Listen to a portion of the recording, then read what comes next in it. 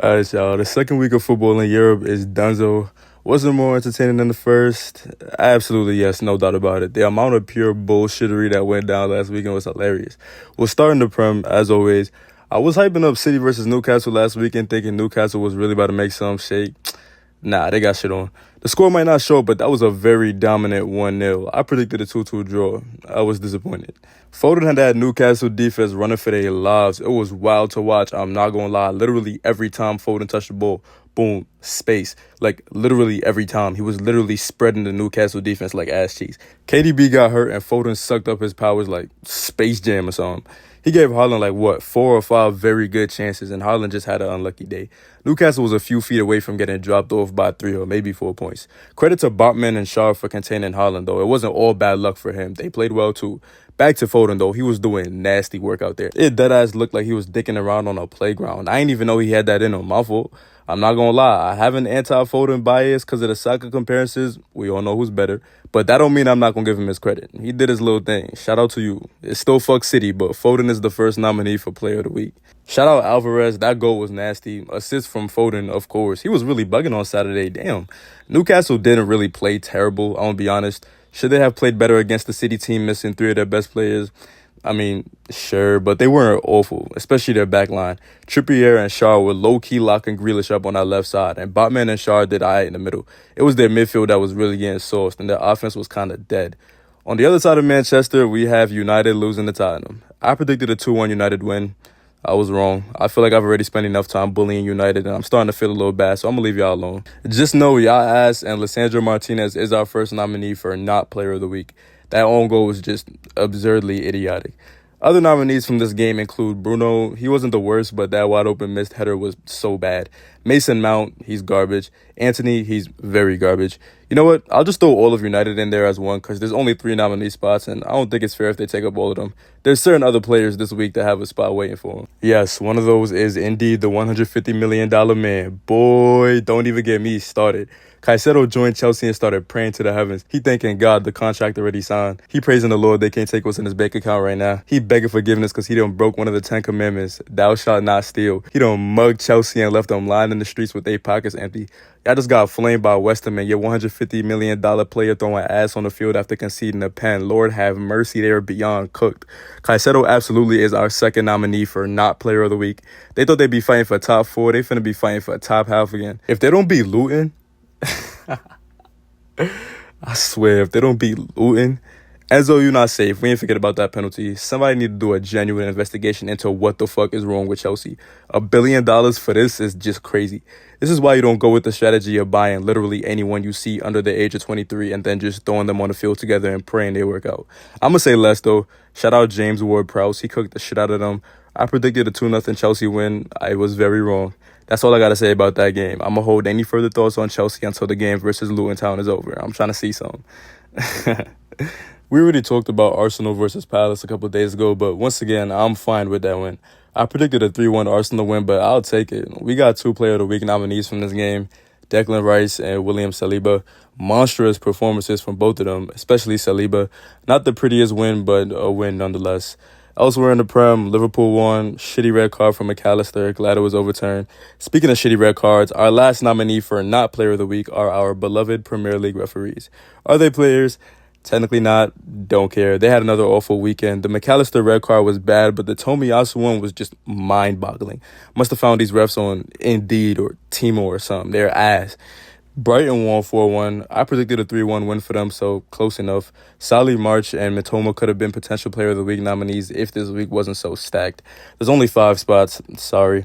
Mitoma does win Goal of the Week, though, for that ridiculous solo goal. Absolutely fried that Wolves defense. Brighton is on hots right now. Genuine contenders for the league? I don't know about all that, but they're genuine contenders for top 4.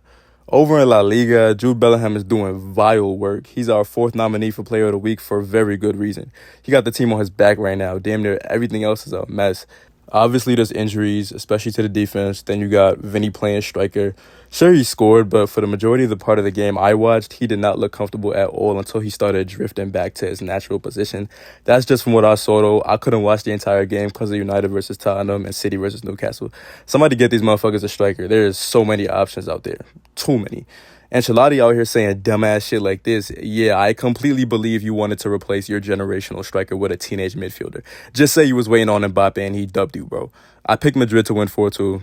They won 3-1. I'll take it. While Madrid relies on a midfielder to score for them, Osimhen got himself a brace in his first game of the season. He is our last nominee for Player of the Week. I was surprised he didn't make a move this summer, I'm going to be honest. I saw somewhere that Napoli were asking for too much. I don't know if that's true, but I feel like he's going to justify that price tag this year. All he has to do is prove that he's not a one-season wonder, and I'm pretty sure there's numerous Prem teams that would be happy to throw damn near $150 million for him. Shit, Chelsea probably would right now. They don't exactly have any restraint when it comes to financial shit. Y'all should have known he was about to be on time, and look at his head. That boy ain't get a haircut since last season. He out there looking like KD or Terrence Crawford. You know what that mean. He been in the lab. That boy don't give a shit about nothing but scoring right now. 40-goal season on the way. United about to be slobbering like they got rabies next summer. It was looking like Barcelona was about to go scoreless again. Then Pedri saved them and then immediately proceeded to be ruled out for a month. I'm starting to feel bad for him, bro. He can't stay healthy for shit. Araujo's going to be out too. Yeah, nah, it's looking grim. That title defense hanging on by a thread. I picked them to win 2-0 though, and they won 2-0, so we finally got ourselves our first perfect prediction. That 16-year-old kid was out there frying motherfuckers on that right wing. It's crazy that he's still learning trigonometry and baking grown men at the same time while certain people on that same wing doing stationary stepovers. My bad, I couldn't resist. I know I said I would chill on United. He's just an easy target. My fault. I'll stop. Over in Germany, Bayern beat the shit out of Werder. How shocking. Kane got his first German goal and Sané got himself a brace. The locker room was definitely interesting after. I was actually thinking about that. How the hell does Kane communicate with them? They ain't there talking about some Eichlich, Hoffen, Gutzen, Hoffenheim, and he probably sitting there like, what the fuck? Nah, I'm just playing. They definitely have translators, but damn, that shit would be annoying. Imagine having to go over to Sané and ask, what the fuck is he saying every time someone is talking to you? Anyways, I only got 1 out of my 4 Bundesliga predictions wrong. RB Leipzig lost, Dortmund, Union Berlin, and Frankfurt all won though. In Italy, I got 4 out of 5 correct. The only one I got wrong was Roma winning. They ended up drawing 2-2. Napoli, Inter, and Milan all won, and so did my upset pick for the week. Let's run it back to what I said last week. I do got one upset on the table though. Give me Lecce beating Lazio 3-2. I don't know why, I just got a feeling. Lecce won 2-1. That's the sound of being correct. Mason Mount got to be the only player to still be ass after leaving Chelsea because everybody else turning the fuck up. Pulisic ain't strike the ball like that since the Stone Age. We about to get a top 10 career revival. He only 24. I'm here for it though. Shout out Captain America. I made one French prediction and of course they let me down. What else is there to expect from PSG? How you get Mbappe back and still out here drawing with bottom feeder team? Shit is embarrassing. It was already time for you to get up out of there years ago. I don't know what the fuck his plan is. Overall this week, I went 2-3 in the Prem, 2-0 in La Liga, 3-1 in Germany, 4-1 in Italy, and 0-1 in France for a total prediction record of 11-6. Can we do better this week? I hope. But first, we got to pick our player of the week and our not player of the week. Our 5 nominees for player of the week were Phil Foden, Jude Bellingham, Declan Rice, William Saliba, and Victor Osimhen. I want to give it to Rice or Saliba so bad, but Jude contributed to every Madrid goal last Saturday, and he's exceeding expectations in a role that's not even supposed to be his. He gets first place for me. After him is hard. I don't know. I really wouldn't be mad at any order. How about Saliba second, Rice third, Foden fourth, and Osimhen fifth? No, that's not Arsenal bias. I'm genuinely being honest. As for our not players of the week, I'm sorry to 2 of our nominees, but there can only be one winner. You were all ass in your own way, though, so be proud. The winner got to be Caicedo, though. Sure, United was pretty terrible, but this was Caicedo's debut after becoming the most expensive British signing ever, and he was smelly as fuck. Yeah, we know. He hasn't played in 2 months. That doesn't change how bad it was. He takes this week's Not Player of the Week award. United as a team comes in second, and the Prem referees come in third. All right, prediction time. In the Prem, give me Arsenal over Fulham, 3-0. United over Forest, 2-1. Rashford finally scores. I don't know why I keep putting faith in these bum-ass motherfuckers, but there's no way they're going to be terrible forever. Tottenham is beating Bournemouth 3-1. I got Brighton over West Ham 3-2. City beats the shit out of Sheffield United. That's my lock for the week. Then finally we have Newcastle versus Liverpool. Who organized Newcastle's schedule, actually? They got to have a deep hatred for the motherfuckers. How you have a 3-week stretch of City, Liverpool, then Brighton as soon as the season starts? That's just nasty. Anyways, I think they bounced back and beat Liverpool 2-1. Over in Spain, Madrid is already playing as I make this, so they won't be included. However, I got Barca and Atletico Madrid winning. In Italy, I got Atalanta winning, Roma winning, Milan winning, Napoli winning, and Juventus winning. No upsets here this weekend. My upset sense isn't really tingling here this time. In Germany, give me Bayern winning, of course. Frankfurt beats Mainz in a close one. Dortmund wins, and Wolfsburg draws with Köln. I think this weekend was better than the first weekend, to be honest. Who's your player of the week and not player of the week? Let me know in the comments if you want. We got a good weekend ahead of us. I'll see y'all when it's over.